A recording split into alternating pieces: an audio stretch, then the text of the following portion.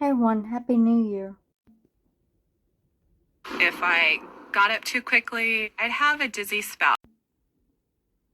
But soon, Mark sees the warning signs with his own eyes. We used to go see movies a lot, and when the show was over, we'd get up, and it was still dark in the theater, and she would always stumble.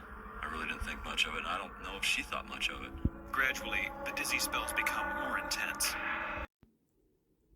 Colors would become more vibrant and brilliant. If I looked at, trees in the backyard, it was almost as if the leaves would start to move and come to life.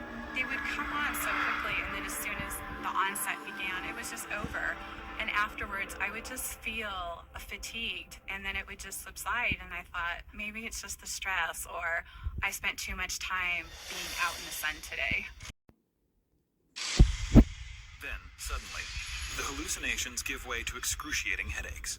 The headaches just knocked me down. I remember one evening where I just had the most excruciating migraine I had ever experienced in my life. I wonder if it's She had never had migraines before, and she could hardly raise her head, and it was really bothering her. But because I never lost consciousness, I thought, well, it can't be that serious if, I haven't fallen over and collapsed. But within weeks, Liz notices that she's changing mentally as well as physically. I had no desire to get out of bed. I declined to go out with friends, and I knew just as well as they did that wasn't the Liz they knew, or I knew. 2 days later, Liz has an MRI. And the phone rang. All I heard on the other end was this even gravelly voice saying, I have your MRI results. It's a meningioma, and the booms outside are my neighbors doing fireworks. The voice just continued, and it said, you have a meningioma. I'm like, a mini what? What is it? I opened up my nightstand drawer, and I pulled out a lip liner, and I just said, can you just tell me how to spell that? And he said, you have a brain tumor. My whole world just collapsed at that moment.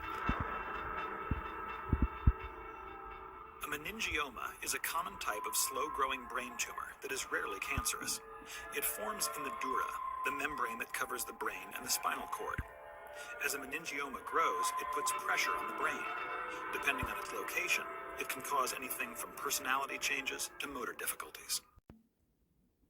Well, it was a tumor that measured 5 to 7 centimeters. That's pretty good size. I pressed my brain all the way to the other side. That must be uncomfortable and painful. The pressure on her brain was causing her dizziness, hallucinations, headaches, and depression. It was also pressing on Liz's pituitary gland. And I had to check into the hospital the night before my surgery. And I just took those words with me as I was being wheeled away.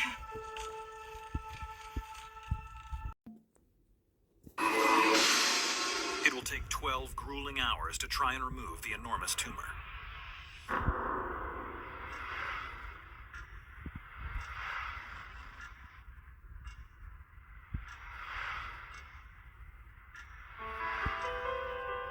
When I woke up, I was just elated. That's a relief. It went well. Liz spends the next year recuperating. Languishing on the couch. And I just wanted to give back to my life the way that I had known it before. A year and a half after her surgery, Liz goes in for a routine appointment with Dr. McVeigh. Fatigued again, and I was becoming really emotional and irritable, and I just thought, She's what's pregnant. going on with me now? So we were both worried, is the brain tumor coming back? We decided to do a blood test. They called me with the results that evening, and then I called Liz at home. Liz, I have some great news for you. You're pregnant. Congratulations. I literally just fell over, and I said, are you sure you're looking at the right chart? I was really excited, and I was very glad to be able to call her. I couldn't believe it. I was finally going to be a mom. It was one of the best days of my life. I mean, to go through what we went through, to have all that happen, and something, magical come out of it was awesome. A year and a half after her daughter's birth, Liz finds out she's pregnant again, this time with a son.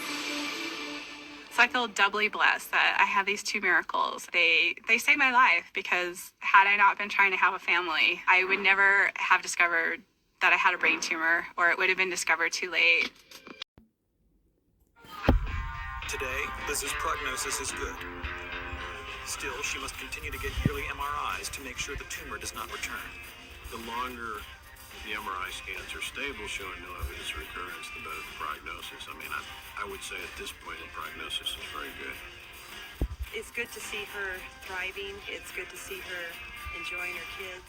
Hannah and Hunter, what can I say? They're healthy. You know, they continue to be the blessings in my life who saved my life.